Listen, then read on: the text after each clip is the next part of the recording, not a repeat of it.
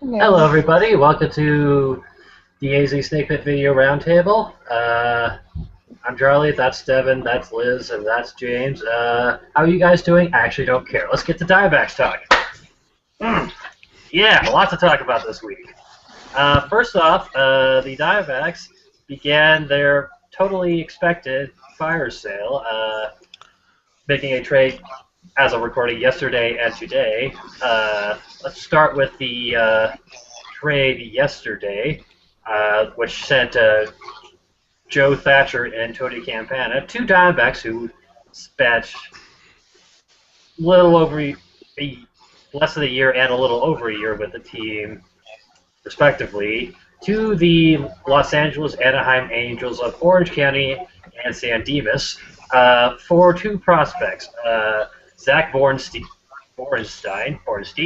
an outfielder, and Joey Krehbill, a relief pitcher. Haha, I'm good with names. So, starting with that trade, we'll get to the one today later. What are your general thoughts, opinions, hot takes? My general thoughts was I had no idea. Well, no, I knew the Campania, and I was a little bummed by that, but I really didn't know either of the players well enough to care, like, at all. It was just kind of, okay, they're gone now. Yeah, that was kind of how I felt. I mean, like I recognize, like I know Campana and I know Thatcher. They both played for our teams, and I mean, I don't feel like either of them did terribly well, though I could be, of course, terribly wrong about that. But neither did they really light up the field and like blow us away. I mean, Thatcher was terrible for us last year, but he was pretty decent this year. But I feel like what I got out of that trade in general was just kind of that sense of acceptance of the okay, it's starting now, where all the trades are going to go down. So I guess that kind of in that general feeling was what I was a little bit more excited about than any of the specific pieces moved either way.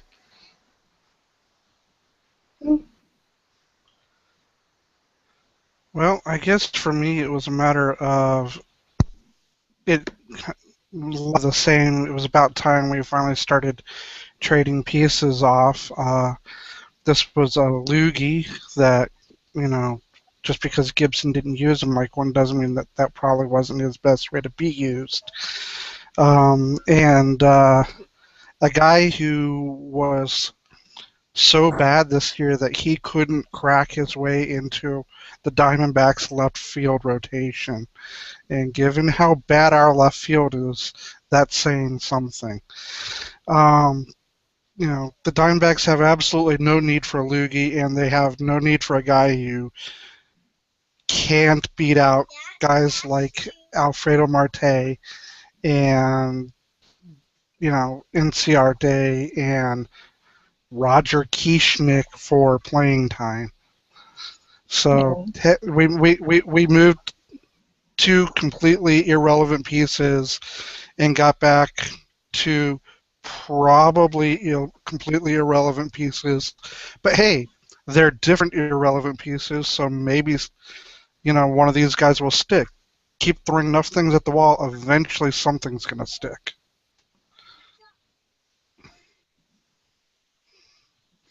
Yeah, I think that's sort of it. You're trading, a loogie is like, especially one in about to enter free agency, is just, whatever. Despite, as you said, Kirk Gibson's weird, probably religious aversion to loogies as a concept. But Joe Patterson's, you got the crossroads.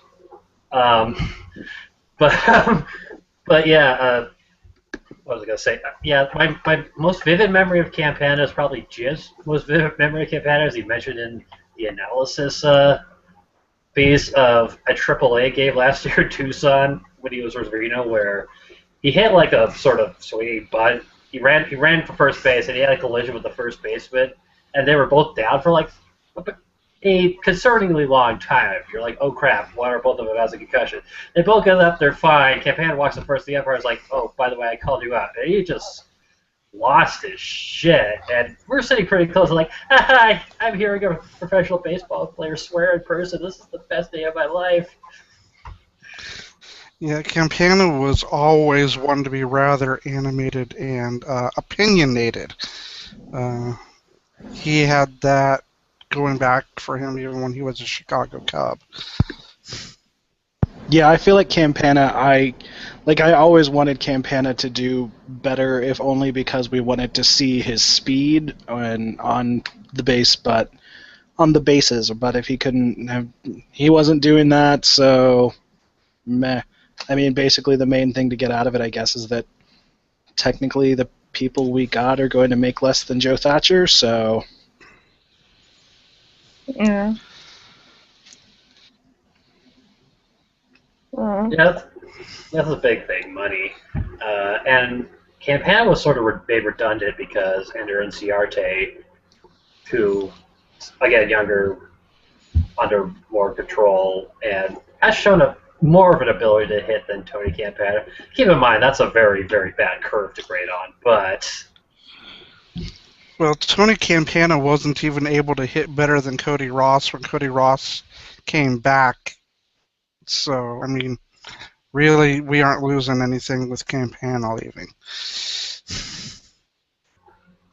And, yeah, so this particular trade is more of a just see what you get, maybe something will stick. And I think with Bornstein, I don't know, and I probably won't bother to look it up, with Mr. Zachary, there's... Most Jews don't know either. Yeah.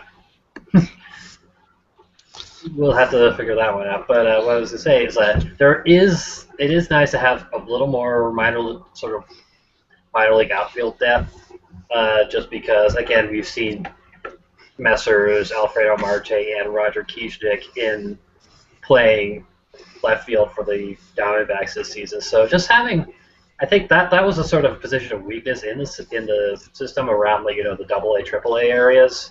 So having another guy there may or may not stick. That's not the worst thing in the world.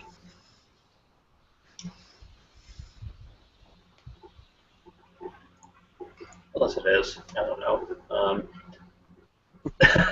But I think that trade we're just sort of it's the trade that happened. But one thing leads to another, and thusly the Diamondbacks fire sale continued today with the more, I would say, impactful trade for this team in the near future, with Brandon McCarthy being sent to the New York Yankees for Vidal Nuno of the New York Yankees. I'll say that McCarthy being traded wasn't too much of a surprise, considering he was at the last year of his contract and thus getting something, instead of just letting him walk, et cetera, et cetera. But what do y'all think of the return of Mr. Nuno? I don't know enough about this trade. I do think that it's the overall only sad part for me with McCarthy is that he had good Twitter. Most players are boring and annoying and repetitive, and his was amusing. I guess the thing is, if we're going to start over, if we're going to do a fire sale, we're going to lose some players that I think we shouldn't, and I think that he had a lot more potential, and just some no-name Yankee that I don't know well enough to be like, oh yes, we got blah, does not give me any encouragement. And plus, good for McCarthy for going to a team that actually might not suck so hardcore. So, that's my feeling. Yeah, I'm pretty much with Liz. I will miss Brandon McCarthy's Twitter presence. I feel like having Brandon McCarthy and Daniel Hudson together kind of brought us back to the heydays of Barry Enright with the Diamondbacks on Twitter. I'm not sure we've matched that since. McCarthy, I mean, like, I don't know. I'm okay with McCarthy going to the Cardinals, Yankees. I'm glad with him going to the Yankees because you know what, things weren't working out for him here, and I mean, he seems like a really good guy. I'd like to see him succeed a little bit better somewhere else, even if it has to be in pinstripes, I guess. The only thing that concerns me a little bit is, I mean, I don't know much of anything about Nuno. He's only pitched like 20 games in the majors, and his numbers are not exceptional. But I guess one of my other concerns is whether or not, because I think I heard that we sent money to the Yankees too, and I guess I wasn't sure how much we had sent to them, and I don't know. I don't have access to some sort of vast internet-connected set of computers. I guess that I could look this up to see what we traded, but yeah, we're picking up half of what he's still owed. Okay. All right. Well, that's not terrible. It's not great, but It's odd, but it is, off the books after this season, no matter what, and so it's weird. It is odd because it sort of shows that the valuation of McCarthy was, at least by the Yankees, like really, really down for us having to eat salary to get a sort of soft tossing lefty rotation filler guy at this point in his career. yeah. Yeah, because Nuno's what? 20? Yeah, Nuno's 26.345, as Baseball Reference reminds me. So yeah, him only having pitched not even a full season in the majors isn't terribly inspiring. But you know what? I guess we're at the point where if the first trade. Oh, I'm sorry. What were you going to say? I was going to say watching him pitch is not terribly inspiring either, so, No, I was going to say, I mean, if the first trade gave us that sense of, hey, we're finally started this, then I worry that the second trade kind of reminds us that, oh, crap, it may kind of suck. I think that's kind of the unfortunate truth of the rest of the season for this. Like, okay, I'm realistic, even though it sucks to be realistic, and I'd much rather be optimistic like I usually am. We're going absolutely crap nowhere for the rest of the season. We'll be really lucky if we don't, just completely 2004 it. But if we spend the rest of the season just desperately trying to find some sort of magic cure and getting rid of every decent player we have. I mean, I know we're not going to, we would be completely ridiculously stupid if we tried to, trade out Goldschmidt. I think that there would be a fire and it would burn down Chase Field, and it wouldn't be me, which would be shocking. It may take place roughly 5 to 6 hours after that news reached Las Vegas. Yeah, exactly. So there's certain players I know we're not going to lose, and I'm okay with that. And I'm kind of okay with Corbin being on the DL because that means they can't get rid of my boy. But on the other hand, if you're just getting rid of everyone, it's just going to feel like I'm not even wanting to care about the Diamondbacks anymore. What's the point of watching a team where it's and now coming up to bat, that guy? It doesn't matter. He'll be gone tomorrow. The thing is, I'm not entirely convinced yet that that's the direction they're really going. There seems to be at least some marginal interest in Martin Prado still, but I still wonder how much of that is honest interest in Martin Prado, and how much of that is other teams coming around and kicking the tires and seeing what we're willing to put out on the discount rack and take a bath on, and if we're willing to just dump him for cents on the dollar, they'll be more than happy to take him off our hands. But if we're wanting full value back for him, or if we're wanting to combine him with somebody else and get a real return, there may be significantly less interest. People being interested in Hill seems to kind of gone by the wayside, and the other likely candidates are all on the DL now. So I'm not really convinced that there's a whole lot left for the Diamondbacks to trade unless they start completely gutting the team, including some of the youth, which would be kind of counterproductive. I would like to see one of Hill or Prado go because it might open up a little bit of playing time at third base for Jake Lamb in the future. But even so, that still would mean finding a place to play Prado if Hill left, or still shifting players around. So I'm not even sure that Jake Lamb comes up in the event of a trade. So this might, as depressing as it is, this might be the end of the quote-unquote fire sale. And it should be noted, I mean, it might be the end of it during the season, but I'm sure there's going to be some stuff happening after the season, too, if Hill or Prado doesn't move, because people might be kicking tires on them again. But, yeah, we can only see. My sort of final thought back to McCarthy on the Yankees is, imagine this, a sitcom starring him, Brian McCann, and Ichiro.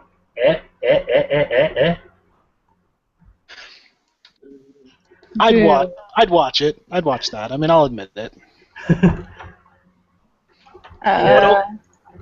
Possibly only because I'm imagining like Ichiro, like he's like in a chef's apron and like absolutely flustered at everything, that like he's trying to make a dinner or something, and they're just causing too much noise going back and forth while he's trying to cook. That souffle is not going to rise right. Poor Ichiro. Poor Ichiro. They should make it commercial break. Ichiro was actually very funny, doing a lot of short commercials for the Mariners.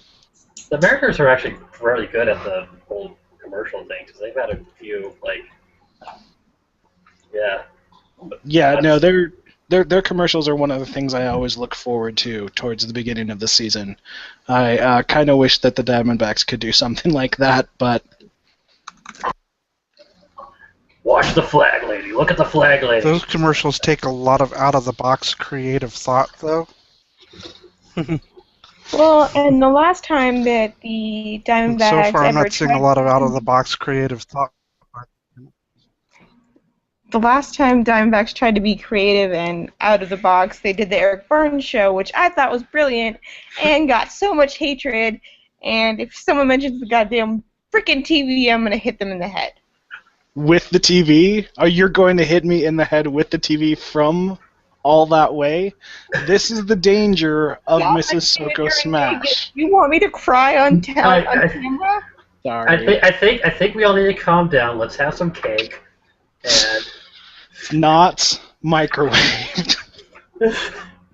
No. Why not? Did you run out? Of microwaves or patience for you? Microwave cakes.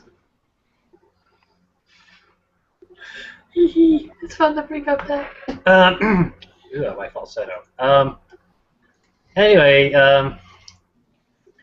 yeah, it raises to be seen what the Diamondbacks will do later, whether or not they trade Martin Prado to the Blue Jays for a bunch of microwave cakes or whatnot.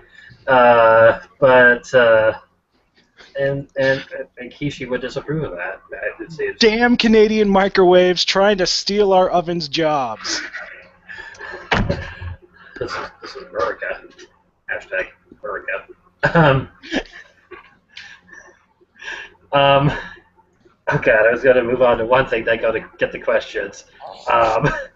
Okay, yeah, the other big thing is that for the first time since I was a freshman in high school, the Diamondbacks have a starter in the All-Star game. So think about that one for a second. Paul Goldschmidt. He's a starting first baseman. We like that, right? You can feel free to disagree. You'd be weird, but you can disagree. I'm all in favor of it. I mean, though I did not see if we got final results to find out if Mark Reynolds came in second ahead of Adrian Gonzalez. I still would have liked that to happen. But no, I mean, I'm really thrilled that Goldie got the votes, and way to go, Diamondbacks fans, in your perversion of the idea of democracy, and to anyone else who voted for him.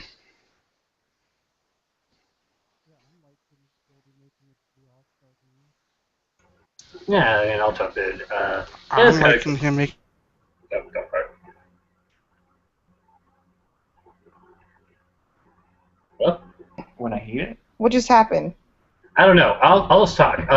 Yeah, I like it because it sort of shows that there is some mainstream. I like to say lamestream because I'm cool like that. Media attention to Paul Goldschmidt and how good he is. It's something I mentioned in the GGT today, though. That I'm just going to be a Debbie Downer. That it kind of feels like Paul Goldschmidt might become like our Felix Hernandez, where we have this otherworldly player who's just going to spend a lot of time on a bunch of mad to bad teams. But maybe that won't happen. That probably will. Life is I great. like the Diamondbacks' chances for late 2015 or 2016. So I'm hopeful, I guess. I'm optimistic. Like, I'm hopeful. I'm dad. oh, shut up! Don't make dad jokes while we're on the phone. Anyways, so I'm hopeful that the 2015 season or 2016 season we will be a better team. I do kind of feel bad for Paul Goldschmidt because he doesn't seem like the kind of guy who particularly wants to be the face of the franchise. And I think that he would be fine with being on the Diamondbacks and not being in the number one team. But now he's not only on a not number one team, but he's the face of that. So he has to constantly be going out there and being positive like he seems to be, because he seems to be little Mary Sunshine. But be positive and be the face of the franchise, even though he's shy and just doesn't want to talk. Like, it just seems like he's in his own personal hell. And I want to make him cookies and make that feel better. We can make cookies for ourselves and we gave it to them. I'm down for cookies. Yeah, I'm all in favor of cookies too. And actually, I will say I did find the final results for the All-Star voting, and coming in second, Mark, I'm batting 212, Reynolds of the Brewers with 1.43 million votes ahead of Adrian Gonzalez of the Dodgers. So Phil must be so excited. democracy works, people. Woohoo, folks! Ballot stuffing. There was a vaguely political joke I thought based on Wisconsin, but I was like, nah, I'm not. I won't go there because this is a show about baseball and bad puns. I don't think that Wisconsin voting really works well for baseball, since baseball players are in a union, and I believe the governor of Wisconsin is currently trying to break that up. Oh snap! He went there. Mic drop. Oh crap! I dropped the mic. I might have broken it. And thusly, I have to buy a new one. Don't tell people involved with Charger Sound that we broke the mic. Just leave it here. Pretend it was like there when we got here. Oh god, a crappy mic's $100. What is the good one? More than that. The more you know. Let's move on to let's shift gears to questions. This is from Battle Moses. If we end up with the number one pick next year, who might we end up with? I'm not familiar with the draft class, but I would imagine one of you is, so throw that out there. The number one pick? If I had to pick right now, I'd go with Dad's Cameron. He's Mike Cameron's son, and looks like he's going to have all the tools his dad did with more pop in his bat. God, Mike Cameron has a son old enough to be drafted next year. Ugh. God, we're so old. Get off my Wait, lawn. wait, we're so old. You're the one who made me feel old like 10 minutes earlier when you're like, the last time we had a starter in the All-Star game, I was in high school. Yeah, I did just say that. It's already. At least, You guys at least, released a mod on the Snakepit video with Fabian and Charlie and my husband and me because I was oldest and Fabian was 4 when I entered high school. So my mind was gone. I wanted to cry. Wait, Charlie, when were you born? What year were you born? 1987. Okay, all right. So you were 7 when I entered high school, so... Yep, that's how it works. Time and stuff. Yeah, no, but going back, yeah, Daz Cameron does look like a pretty good option. I mean, yeah, it's really hard to look forward. If I could look forward and see what the positions the team was going to fill, I would not be on this show. I would actually probably be working for the Diamondbacks. So, sorry, Nico. Well, a lot can happen in 10 months, but if they're going to go with the best overall talent, which I think is what you do with the number 1 pick, Daz Cameron's going to be a really tough pick to beat out. All right, Daz. Go Daz. And hopefully they won't rush him to the majors, if that happens, caveat, like they did the last number 1 pick. And that ended overall poorly in the long term. I think it's fair to say. Number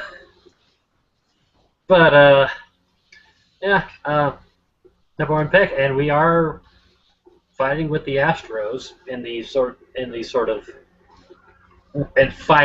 of way that like if you're playing D&D and everyone's rolling ones all the time kind of fight for the number 1 pick. So we shall see.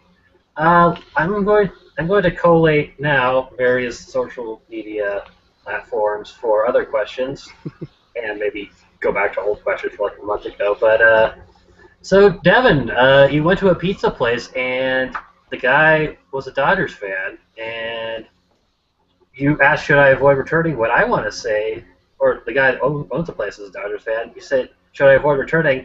I'm surprised you still paid the check, because... Well, unfortunately, it wasn't until literally after, as my wife was signing the receipt for her card, as I turned to leave the restaurant, the guy's like, because I was wearing this hat, and he's like, "Oh, Diamondbacks, are you a Diamondbacks fan? Is that your team?" And I said, "Yeah," and he's like, "Oh, I'm sorry," which could mean anything because that's pretty much the traditional response to a Diamondbacks fan. But then he did tell me that he's a lifelong Dodgers fan.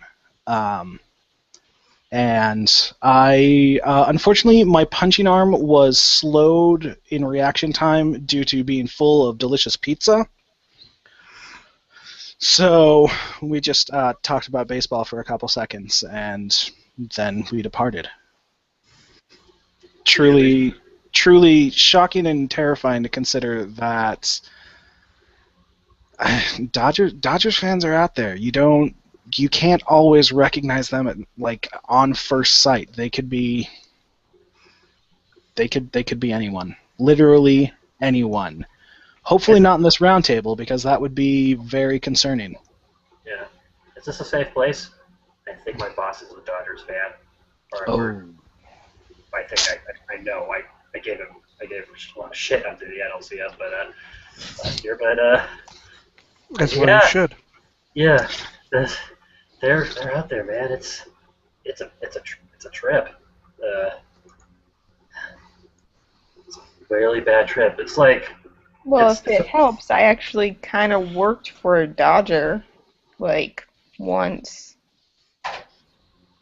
It was very awkward, especially because I accidentally wore my Diamondback shirt to work. Accidentally. No, it's because I just am lazy. It was not intentional. I was really dumb back then. I didn't know who was who, and I just had figured out that one of his friends was a player that was on the Boston Red Sox World Series, and that was because Tim pointed it out to me. So I looked like an idiot, like a giant, giant idiot. Yeah. Yeah. I was gonna say, Dodger fans. It's like Invasions of Body Snatchers, which I'm about to spoil the ending to kind of. But it's a freaking horrible movie. Read a book.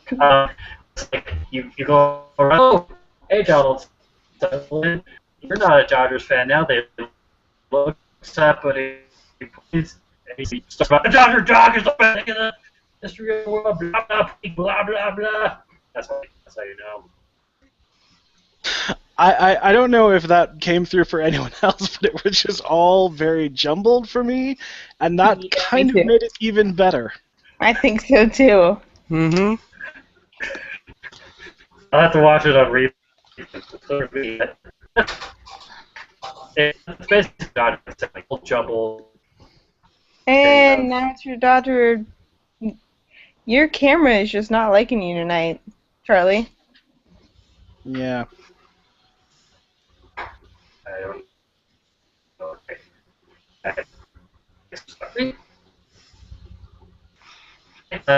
Let's move on. Next question. This is from Asteroid. What are the best places to eat in Chase Field if you want more than a crappy hamburger? I'll cede the floor to you, Phoenicians. Next, Uh, He Phoenicians. wants to know where good places to eat around here that aren't hamburgers or by the field. by the field. By Chase Field. Yeah, blah, blah, blah. I don't know.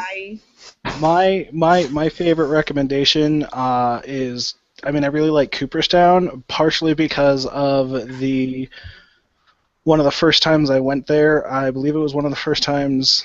It wasn't one of the first times. It was fairly early on when I hung out with the Sokos. We went to FanFest and got lunch there, I think, beforehand. That sounds about right. And both Mrs. Soko and Mrs. Kishi ordered the big unit hot dogs, which are like a yard long, and they play a siren, and neither of them were exactly expecting that to happen when they came out. It was really funny. So It was like horrifying. And then, like, of course, both our husbands are complete jerkwads and are like cracking up and making lewd jokes. And like Mrs. Kishi and I, who are just starting being friends because it kind of been me and Kishi for a while, friends-wise. Like, we're just staring at each other, and I think that actually kind of cemented the beginning of our friendship because it was like, I hate our husbands, I hate my husband. Let's be best friends. it works. It works. Friendship through adversity, I think. But yeah, no, honestly, I don't ever get to eat downtown very often. So basically, it's not right by the stadium. There's a restaurant that Miss Kishi and I found right before we moved that we really liked called Fez. It's on Central, in between Indian School and Osborne. So it's downtown, but it's not like right by the stadium. And they have some really good hamburgers. They have some really good other sandwiches. Some like kind of pizza type things. Everything we tried there was really good. So I mean that might be, if someone's looking for food downtown, I would recommend Fez. Like I said, it's on Central. 3815 North Central Avenue there. So that's my food recommendation for the day. Okay. I don't eat down there that often. When I do eat down there, it's usually with Asteroid. So that's not helpful. And when I go to games, I usually eat either at Fridays or I tried out Arizona Baseball Club, which actually was rather tasty. So that's what I do on game days. Otherwise, in downtown, there's a place called La Tolteca, but that's all the way at 12th and Van Buren. It's a Mexican food restaurant and delicatessen. Or there's the University Club, but I'm not sure what the restrictions are on non-university people. So it's a semi-private place. So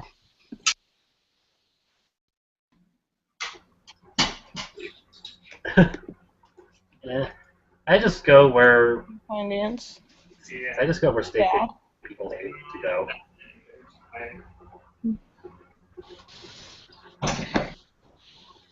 Anyway, I think we got time for just go through here a few more things. So this is from Emily, Love the D-backs of Snakepit Faye. Why do I have to see all the gifs of Adam eating on Tumblr, and when, if, will I stop crying / immediately reblogging? Never, because I will never forget. That's one trade I will be like, hey, Kevin Towers, you deserve a punch in the testicles. I would also like to elaborate on something here, and this is aimed specifically at Emily. If she's watching, I hope she's watching. She better be watching since we're answering her question. If you follow, but I mean it also applies in general to a lot of people.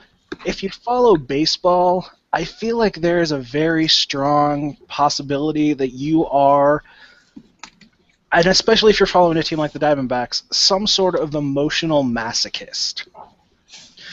The same may well apply for people who are on Tumblr. I know several people who that probably fits with as well. So I feel that combining those two traits means that there will never be a point where you will stop crying about them or you will stop reblogging them, because deep down there's some level of you that enjoys suffering through losing players to your team like that. I have to be honest here. I still haven't gotten over Roger Bell, and he was traded probably 7 years ago. I haven't gotten over Stephen Drew, and that's been a few years. I will never, ever, ever, ever get over the fact that we got rid of Trent Olchin and sent him to the Dodgers, and even though he's back, I'm still resentful, and he hasn't been brought up, and he's so freaking pretty. So I hold on to players. Players are mine. They're my players. They just traded Brandon Bollig from the Blackhawks to freaking, like, nobodies, and it really makes me resent them, and I will hold on to that anger for life. So if anybody has a problem with that, deal with it. And avoid TVs flying towards you. But to be honest, I can't really throw TV stones at Mrs. Soko, because I am still, like, if anybody were to say to me, Connor Jackson, I still feel really sad about Connor Jackson, what happened to him. I mean, the way that his career just went downhill with the whole Valley Fever thing, and... He was so good, and he was such a... I mean, like, people say he was a bad person, but I don't care. He was so... Poor dude. He had, like, one goal in life, and then got Valley Fever, and... Now I'm bummed. And he played bit parts on soap operas. One bit part on soap opera. And both his dad, I've met him a number of times, and his dad a couple times, and they were both great people every time I talked to them, and it wasn't always at, like, organized gatherings, so they had a heads up to be on their best behavior or something like that. I just think he happened to be one of those unfortunate guys that we seem to have the bad luck of landing, that his career got cut short by a freak occurrence nobody could have seen coming. with Connor Jackson, it was getting valley fever, and he never recovered from it, even though before he went down with valley fever, he was a 300 hitter who, going into the last game of the season, was making a legitimate bid at having more walks than strikeouts in the year. Daniel Hudson, two-time Tommy John, because he blew out his ligament pitching during rehab. Who sees this stuff coming? And of course, the pinnacle, the zenith, probably the nadir actually of all this is Brandon Webb. Oh, yeah. Oh, by the way, though, I have to say that my mom would completely die if she knew you met Connor Jackson's dad, because I had to sit through the entirety of that stupid show he was on because she was in love with him. Jag, yeah. And when she found out that his son was on the Diamondbacks and that I had a crush on him, it was kind of this weird bonding moment between my mom and I. Like, I could be in love with his son, and then I don't know, some fan fiction story would come out of it. But just so you know, Jag. Ugh. Yeah, Jag was one of those. Jag was a show on CBS. What more can you say about that? I've seen every episode at least twice. My mom was obsessed. Not bad for a show that started off on NBC and got kicked to the curb because it had no future. Mm-hmm. And the ending is the cruelest ending that has ever happened, ever. Oh, the planned ending. That ending blew. Okay, I'm going to have to just question that ever, because the last episode of Alf ended with him getting captured by the military. I was a child, and I did not know what a cliffhanger was. But let me go to this.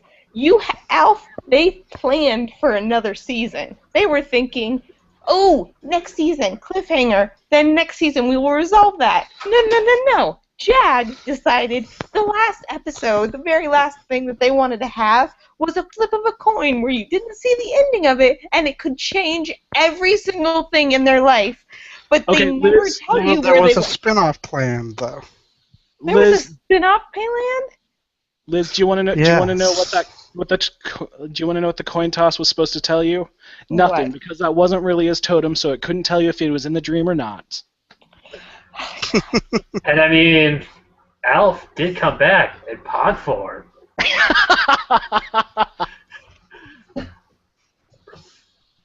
Old school Simpsons references. Again, Simpsons at the crossroads. I need nerdy people in my life, and everybody who I love leaves me. I'm sorry. There were way worse last episodes. On that bombshell. We all love each other, and let us e-hug while we wrap this up, because I'm just looking at the time, and I think we've done a good episode where, with you, Ed, talking about Alf, Pogs, and the ending to Jag, which I still don't know, but I'll just probably look it up later, because for all of us, thank you for watching. Again, same time next week. I won't be here because I work all day, so we'll have someone else hosting. So, so yeah, for myself, for James, for Liz, for Devin, thank you. Good night. Go to azsnakepit.com all the time. Night. Peace out. All right.